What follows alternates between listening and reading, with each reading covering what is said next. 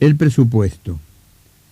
En nuestra oficina regía el mismo presupuesto desde el año 1920 y tantos, o sea, desde una época en que la mayoría de nosotros estábamos luchando con la geografía y con los quebrados.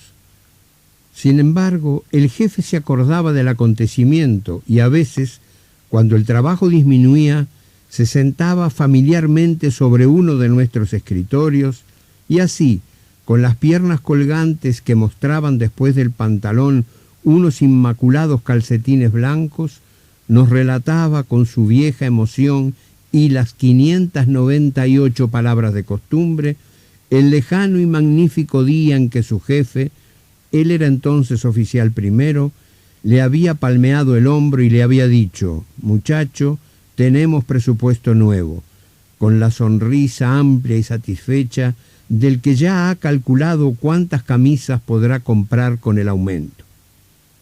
Un nuevo presupuesto es la ambición máxima de una oficina pública.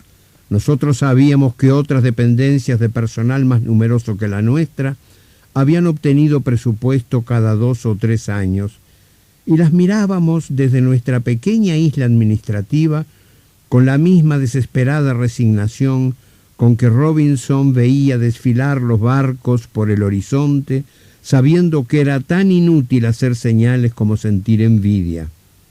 Nuestra envidia o nuestras señales hubieran servido de poco, pues ni en los mejores tiempos pasamos de 9 empleados y era lógico que nadie se preocupara de una oficina así de reducida.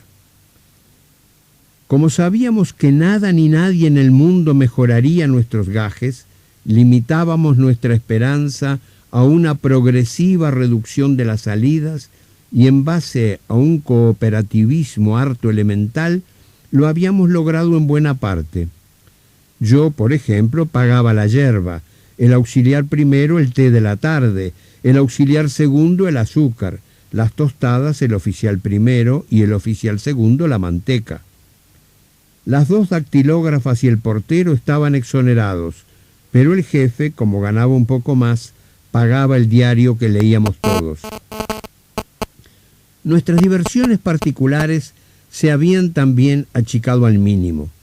Íbamos al cine una vez por mes, teniendo buen cuidado de ver todos diferentes películas, de modo que, relatándolas luego en la oficina, estuviéramos al tanto de lo que se estrenaba. Habíamos fomentado el culto de juegos de atención, tales como las damas y el ajedrez, que costaban poco y mantenían el tiempo sin bostezos. Jugábamos de 5 a 6, cuando ya era imposible que llegaran nuevos expedientes, ya que el letrero de la ventanilla advertía que después de las 5 no se recibían asuntos. Tantas veces lo habíamos leído que al final no sabíamos quién lo había inventado, ni siquiera qué concepto respondía exactamente a la palabra asunto. A veces alguien venía y preguntaba el número de su asunto.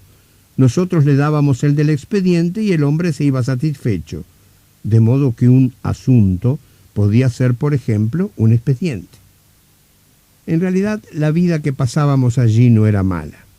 De vez en cuando el jefe se creía en la obligación de mostrarnos las ventajas de la administración pública sobre el comercio, y algunos de nosotros pensábamos que ya era un poco tarde para que opinara diferente.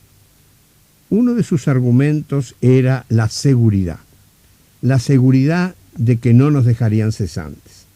Para que ello pudiera acontecer, era preciso que se reuniesen los senadores, y nosotros sabíamos que los senadores apenas si se reunían cuando tenían que interpelar a un ministro. De modo que por ese lado el jefe tenía razón, la seguridad existía.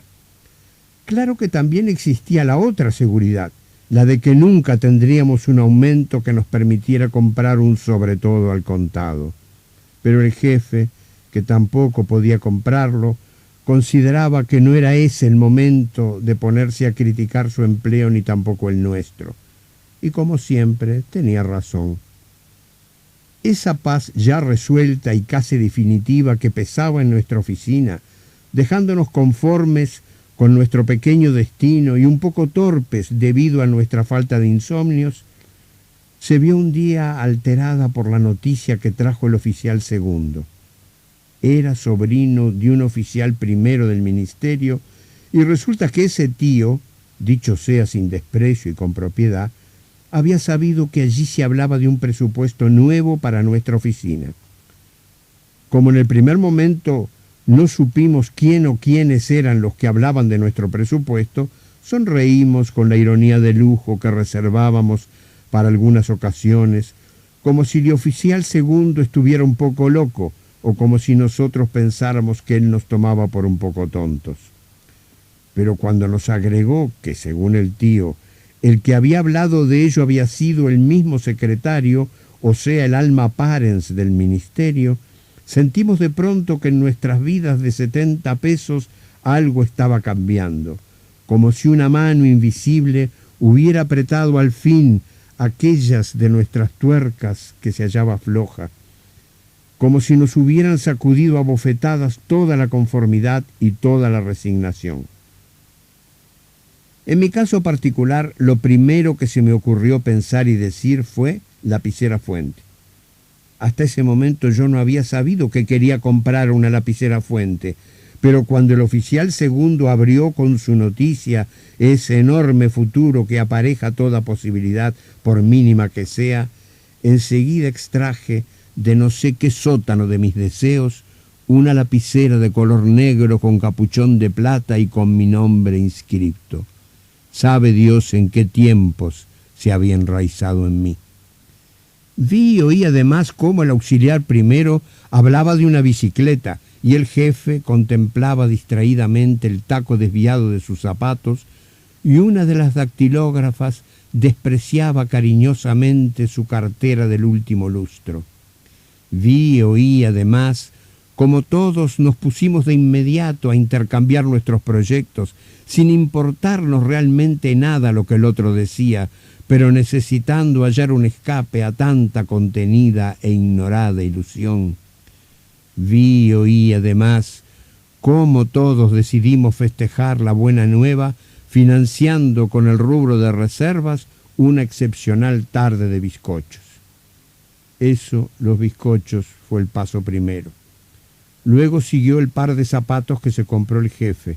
A los zapatos del jefe mi lapicera adquirida a pagar en 10 cuotas, y a mi lapicera el sobretodo del oficial segundo, la cartera de la primera dactilógrafa, la bicicleta del auxiliar primero. Al mes y medio todos estábamos empeñados y en angustia. El oficial segundo había traído más noticias. Primeramente, que el presupuesto